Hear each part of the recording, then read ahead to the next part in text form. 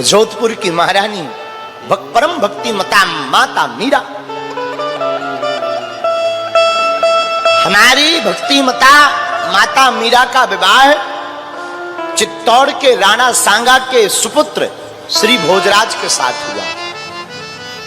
जब इनका विवाह हुआ मीराबाई का ना, तो विवाह के समय मीराबाई के पिता ने बहुत सामान दिया, नए नए आभूषण दिए, बहुत से स्वर्ण चांदी के आभूषण दिए, बहुत से सुंदर स्वरूप में जो है सुंदर वस्तुएं दी, दासियां दी, दास दिए, बहुत से खिलौने भी दिए।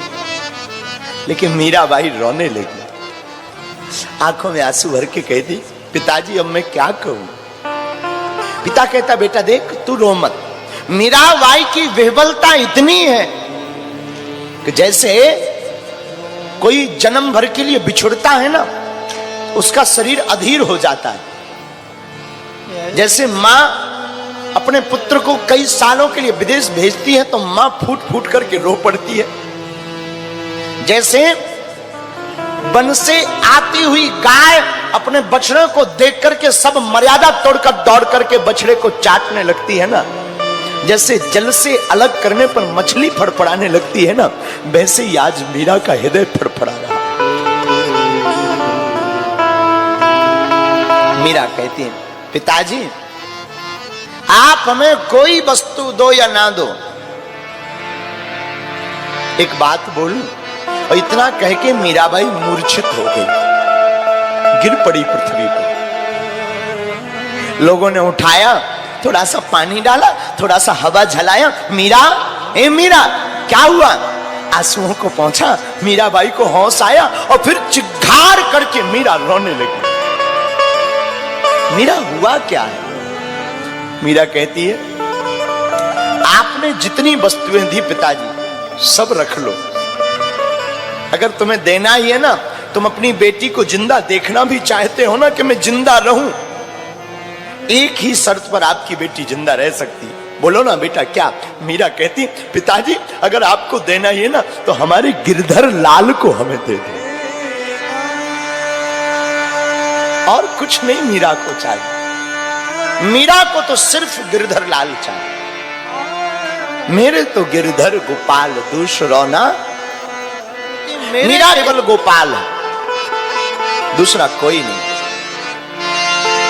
जहां इतना कहा तो मीरा की मां ने रोते रोते श्री गिरधर लाल जी को मीरा को दे दिया, ले जा बेटी, पर अब तू रोना मत।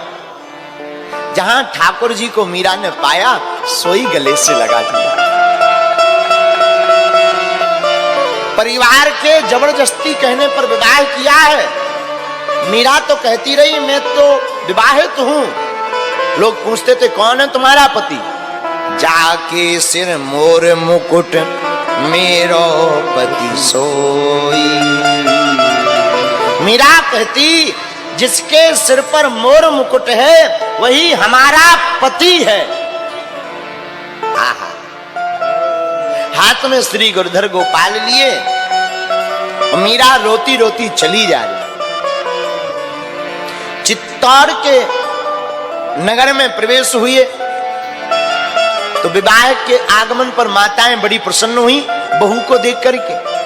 माताओं ने स्वागत किया, ढोल नगाड़े बजाए, पुष्पों की वर्षा की। लोगों ने सुन तो रखा ही था, बहू आई है, बहू आई है। माताएं भी बड़ी प्रसन्नचित्त हैं। तो जो सास थी मीरा की, उसने मीरा को पकड़ा, चलो बेटी, हाथ पकड़ करके लाई और भोजराज के भवन में पहुंची और पालकी से उतार करके देवी जी के मंदिर में ले गई। देवी जी के मंदिर में ले जाकर के बैठाया, पूजा की तैयारी की। बेटी तुम इनको प्रणाम करो, ये हमारी कुल देवी है, अब तुम्हारी रक्षा करेंगी। मीरा हाथ जोड़कर कहती, माँ जी क्षमा करना, मैं किसी भी देवता की अवहेलना नहीं कर सकती, न देवी की, परंतु मेरा माथा तो एक ही जगह झुकेगा। जो झुक चुका है वो केवल हमारे गिरधर गोपाल जी है, दूजा कहीं नहीं झुकेगा। लाखों प्रयत्न करो, मैं मर जाऊंगी परंतु मैं प्रणाम तो केवल अपने ठाकुर जी को करूंगी। सासू मां नाराज हो गई, मीरा की ननंद भी बड़ी नाराज हुई, खूब हट किया, लेकिन मीरा ने अपने ठाकुर जी के अलावा किसी को प्रणाम नहीं किया। हम आपको प्रार्थना करें, साधु जी याद रखना, पतिव्रता स्त्री वही है जो अपने पति को छोड़कर पर पुरुष का चिंतन भी ना करे। उसी प्रकार सच्चा और अच्छा भक्ति भी वही है जो अपने इष्ट के अलावा कहीं भी ध्यान ना भटकाए। बंधन सबका करो, जो मिल जाए राम राम सबको करो। गुरु जी कोई महात्मा मिल जाए, महाराज जी दंडवत, हाँ भाई आशीर्वाद, दंडवत सबको करो, प्रणाम सबको करो, लेकिन चित्त में अपने इष्ट को ही रखो। हृदय में अपने इष्ट के अलावा, अपने गुरुदेव के अलावा दूजे को मत रखो। और मीरा तो सिर्फ गोविंद की। एक बात, मीरा का प्रेम शाश्वत है। कलयुग की राधा अगर मीरा को कहा जाए तो अतिशयोक्ति नहीं। हमारी मीरा कलयुग की राधा है, इसलिए तो हमारे गोविंद ने सात शरीर स्वीकार किया है मीरा को। मीरा कहती है, मां क्षमा करना, मैं प्रणाम करूंगी तो केवल अपने गिरधर लाल। मां नाराज हो गई, नाराज होकर के मीरा की सासू ने ना अपने भवन में नहीं रहने दिया। एक दूसरा भूतिहा भवन था जहां भूतों का वास था। कई सालों से उस घर में दिया नहीं जला, उसी घर में मीरा को निवास दे दिया। तू यहीं पे रह, ये भूतों का निवास है, अपने आप मर जाएगी, भूत चिपक जाएंगे। लेकिन जो भूत थे वो भी कोई और नहीं, मीरा के ससुराल पक्ष के पूर्वज, पति के पूर्वज उसी खंडर में, उसी भवन में रहते थे वो, जिस कारण से सब लोग वो भवन छोड़ करके भाग गए थे। लेकिन मीरा को भेजा था इसलिए कि इसको भूत चिपक जाएंगे। लेकिन भैया, जिसे गोविंद चिपका पहले से हो उसे और कौन चिपक सकता है? क्यों महाराज जी, हमारे ठाकुर जी का रंग है सांवला। कैसा रंग है बोलो ना? हमारे ठाकुर जी का रंग है सांवला, और सांवले रंग पर कोई दूजा रंग नहीं चढ़ता है। अब भूत बेचारा करेगा क्या? तो मीरा को भेजा इसलिए था कि भूत चिपक जाएंगे। और मीरा गई और जहां ठाकुर जी को बैठाया और गोविंद के गीत गाए, आंखों में अश्रुधार बह करके, तो जितने भी उसके पितर थे वो सब मीरा को आकर प्रणाम करने लगे कि धन्य है तूने इस कुल में आकर के हमारा भी उद्धार कर दिया। हम ऐसा मानते हैं, जब कोई कथा सुनता है ना, कहीं पे भी, चाहे वो घर पे टीवी पे सुने या कथा पंडाल में बैठ के सुने या यजमान बने, हमें लगने लगता है, सच बताते हैं कि आज जो जो कथा सुन रहे हैं ना, उनके पूर्वज ऊपर बैठे बैठे बहुत गदगद हो रहे हैं। धन्य है हमारे वंश में एक ऐसा बालक हुआ या ऐसी बालिका हुई जिसने धर्म की ध्वजा को फहराया है और लाखों लोगों को भगवान की कथा सुनवा रहा है। ऊपर बैठे बैठे पूर्वज भी धन्याश्रित होते हैं। मीरा को वहां रखा, बहुत प्रताड़ित किया, लेकिन मीरा ने कभी भी गोविंद की भक्ति नहीं छोड़ी। क्यों? क्योंकि मीरा का प्रेम अकारण है, असर्त है। मीरा के प्रेम में भगवान से कोई शर्त नहीं। मीरा की चुनरिया गोविंद रंग से रंगी है। प्रेम के रंग में मीरा की चुनरिया रंगी है, इसलिए तो मीरा गाती है। और रस का पागल बाबा जी का गीत लगाओ ना जरा।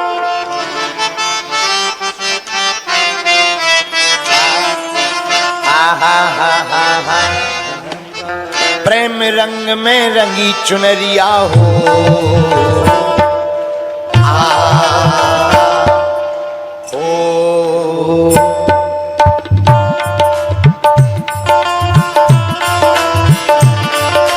प्रेम रंग में रंगी चुनरिया हो। मीरा, ये मीरा, मीरा दीवानी हो गई, मीरा मस्तानी हो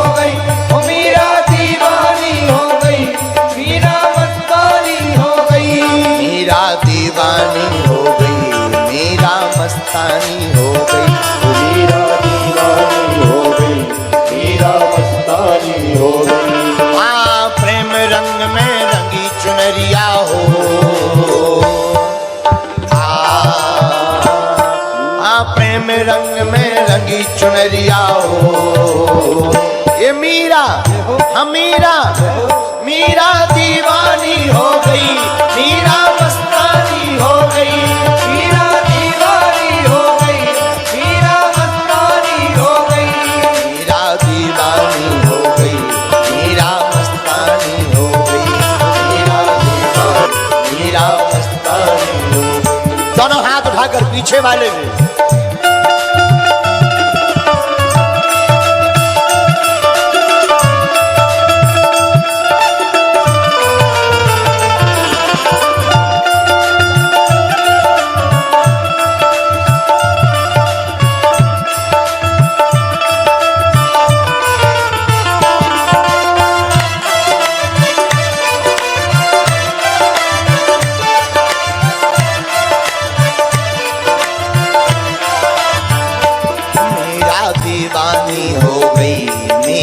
मस्तानी हो गई, मीरा दीवानी हो गई, मीरा मस्तानी हो। अच्छा, कौन कौन मीराबाई की कथा सुनकर के ठाकुर का दीवाना हो गया? जरा हाथ उठाओ ना।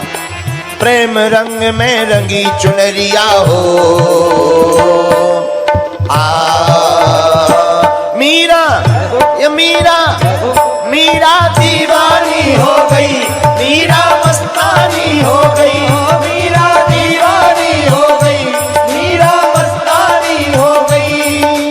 राणा की राजधानी छोड़ी, लोक लाज सब छोड़ी, राणा की राजधानी छोड़ी, लोक लाज सब छोड़ी।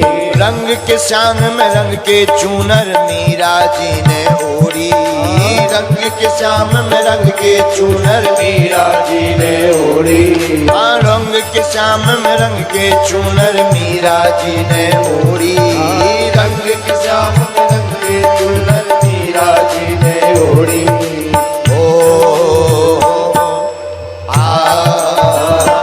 मीरा ये मीरा मीरा दीवानी हो गई, मीरा मस्तानी हो गई, मीरा दीवानी हो गई, मीरा मस्तानी हो गई, मीरा दीवानी हो गई, मीरा मस्तानी हो गई, मीरा दीवानी हो गई, मीरा मस्तानी हो गई। बाहर वाले भी दोनों हाथ उठाकर हरि बोल।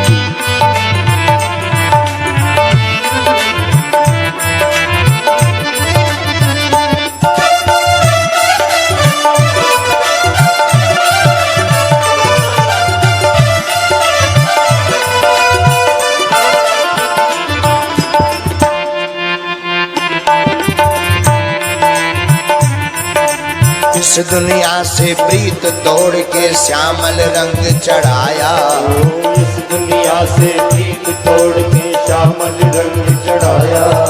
साथ सभी का छोड़ दिया और गिरधर गिरधर गाया, साथ सभी का छोड़ दिया और गिरधर गिरधर गाया। साथ सभी का छोड़ दिया और गिरधर गिरधर गाया, साथ सभी का छोड़ दिया और गिरधर गिरधर गाया। वो तो ऐसी भई बावरिया हो मीरा ओ मीरा मीरा दीवानी हो गई, मीरा मस्तानी हो गई, मीरा दीवानी हो गई, मीरा मस्तानी हो गई, मीरा दीवानी हो गई, मीरा मस्तानी हो गई, ओ मीरा दीवानी हो गई, मीरा मस्तानी हो गई।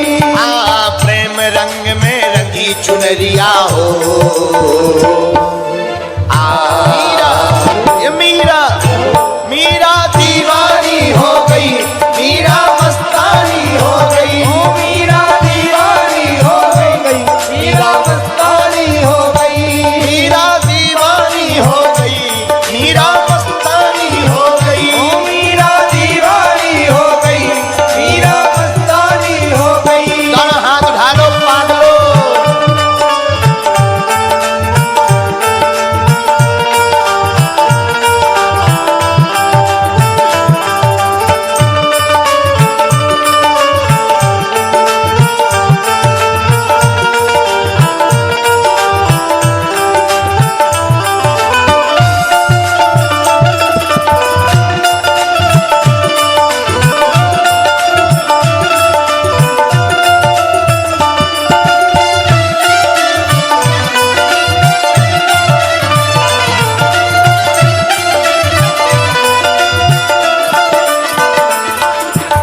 पैरों में वो घुंघरू बांध के नाचे झूमे गाए, पैरों में वो घुंघरू बांध के नाचे झूमे गाए, पैरों में वो घुंघरू बांध के नाचे झूमे गाए, पैरों में वो घुंघरू बांध के नाचे झूमे गाए।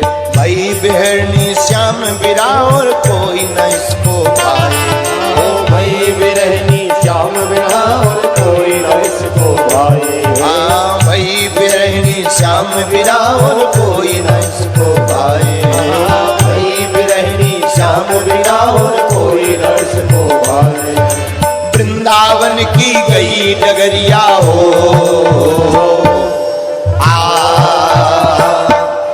वृंदावन की गई नगरिया हो, मीरा ओ मीरा, मीरा दीवानी हो गई, मीरा मस्तानी हो गई, मीरा दीवानी हो गई, मीरा मस्तानी हो गई, ओ मीरा दीवानी हो गई, मीरा मस्तानी हो गई, ओ मीरा दीवानी हो गई, मीरा मस्तानी हो गई, ओ मीरा दीवानी हो गई, मीरा मस्तानी हो गई। हाँ प्रेम रंग में रंगी चुनरिया हो,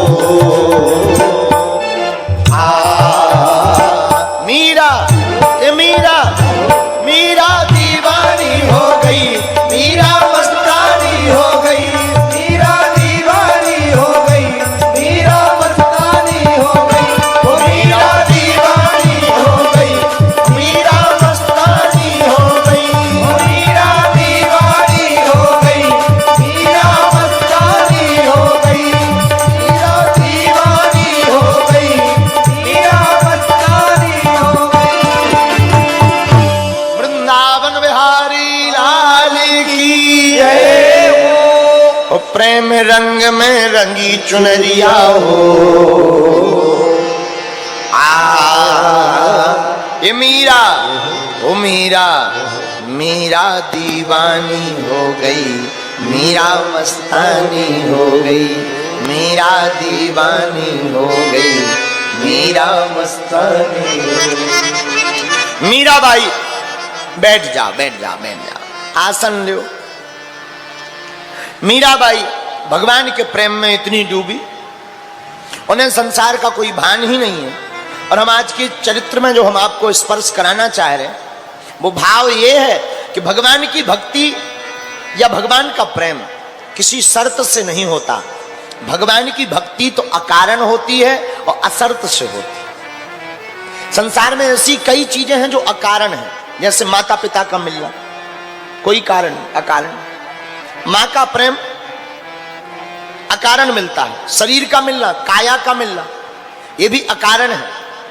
माता पिता की भी, मां की कोई शर्त नहीं होती, मां की कोई शर्त नहीं होती, मां को कोई भाव भी नहीं रहता है। जिस प्रकार मां का प्रेम बिना शर्त के होता है, वैसे ही परमात्मा का प्रेम भी बिना शर्त के होता है।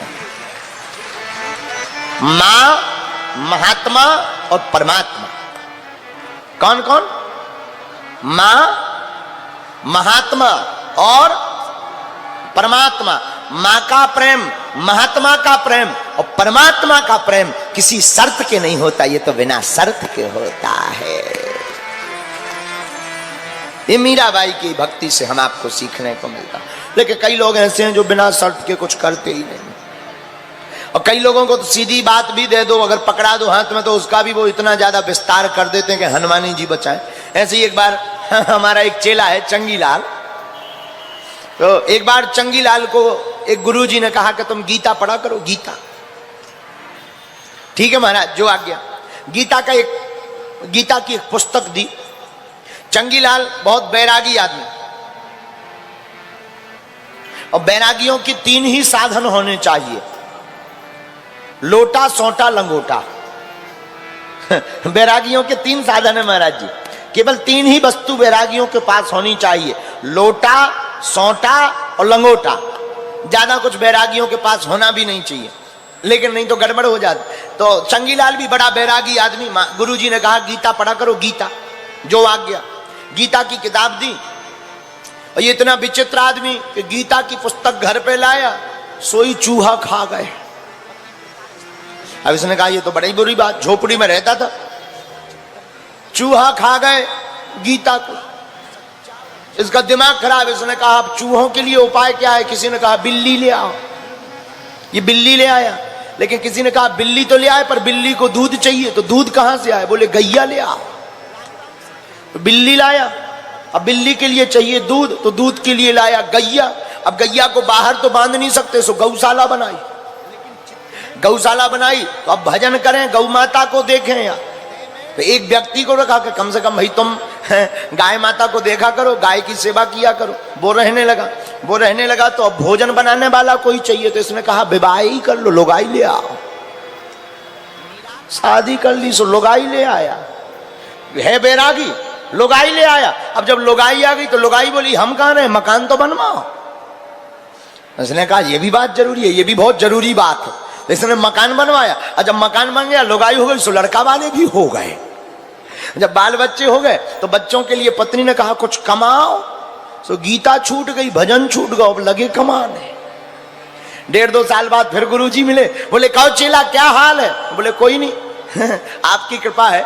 बोले कृपा तो ठीक है, ये बाल बच्चे, ये पत्नी, ये वैभव, ये मकान, बोले ये आपकी गीता का प्रताप है ये आपकी गीता। महात्मा बोले हमने तो आज तक जितने भी लोग देखे जिन्हें गीता पकड़ाई तो वो मकानों को छोड़कर बैरागी बन गए, और बोले आपकी हम पे ऐसी कृपा है कि हम बैरागी छोड़ करके जो है गृहस्थी के अनुरागी बन गए हैं। महात्मा बोले ये कैसे हुआ? बोले ये गीता का सार है। महात्मा बोले गीता का सार तो भगवान का भजन है। बोले गीता का सार भगवान का भजन है, पर हमारे लिए तो गीता का सार ही संसार है। तो कई लोग ऐसे भी होते हैं, अब उनकी गीता नाम बोले ना आप हमें गीता देते, न चूहा काटते, न बिल्ली ले आते, न बिल्ली आती, न गौ माता आती, न लुगाई आती, न मकान बनता है। तो कई लोग ऐसे भी होते हैं, उन्हें सीधी बात अगर पकड़ा भी दो तो वो उसका भी वो अपने हिसाब से अर्थ निकाल लेते हैं। इसी प्रकार आप और हम लोगों को संतों ने बताया भगवान की भक्ति करो, वो सब कुछ देंगे, लेकिन इसका भी हमने यही अर्थ निकाल लिया कि हम भगवान के पास जाएंगे तो भगवान हमें दे ही देंगे। जैसे कई लोग ऐसे भी, हम लोग इतने विचित्र लोग हैं, 5 रुपया का कपूर जलाएंगे, कर्पूर गौरम करुणावतारम संसार सारम भुजगेंधारम तुम्हें माता च पिता तुम्हें बंधुश्च सखा तुम्हें। बस 5 रुपया का कपूर जलाया नहीं कि 1 करोड़ का चिट्ठा भगवान को पकड़ा आते हैं। 1 करोड़ का। महाराज नौकरी लग जाए, गाड़ी लिप जाए, दुकान बन जाए, बाल बच्चे ठीक रहे, हमें कई बार बड़ी हंसी आने लगती है। कई लोग तो ऐसे भी बड़े धर्मात्मा होते हैं। अभी लॉकडाउन था 2 साल पहले, 1 साल पहले, भयंकर लॉकडाउन में कुछ भी नहीं, 10 की चीज 50 में बिक रही। और नवरात्रि के समय पे हमने अपनी आंखों से देखा, एक हमारे गांव में दुकानदार रहते हैं, सेठ जी, पर उनको सब सेठ जी के दुकानदार हैं वो, तो वो आरती गा रहे थे नवरात्रि में माता जी की, ओम जय अम्बे गौरी मैया जय अम्बे गौरी, नहीं चाहिए धन और दौलत, ना चांदी ना सोना, माँ हम तो मांगे तेरे मन में एक छोटा सा कोना। हमने कहा बहुत अच्छी बात है, लेकिन आरती गा रहे भी भीतर कि ना धन चाहिए ना दौलत। जैसी बाहर निकले दुकान पे आए तो बोले राष्ट्री 50 को। बताओ महाराज जी, थोड़ी देर पहले जो आरती गा रहे नहीं चाहिए धन और दौलत ना चांदी ना सोना, वही 5 को राष्ट्री 50 में बेच रहे हैं। ऐसे लोगों को क्या कहा जाए? ऐसे लोगों तो हनुमान जी बचावे। इसका मतलब ये नहीं कि तुम अपनी दुकानदारी छोड़ो, हम सिर्फ बात ये बताना चाहते भगवान की भक्ति कोई शर्त में नहीं, भगवान की भक्ति तो बिना शर्त के होती है, कोई शर्त नहीं। भगवान से प्रेम में कोई शर्त ना। फिर तो वही गीत गाओ, जाही विधि राखे राम ताही विधि, सीताराम सीताराम सीताराम कहिए।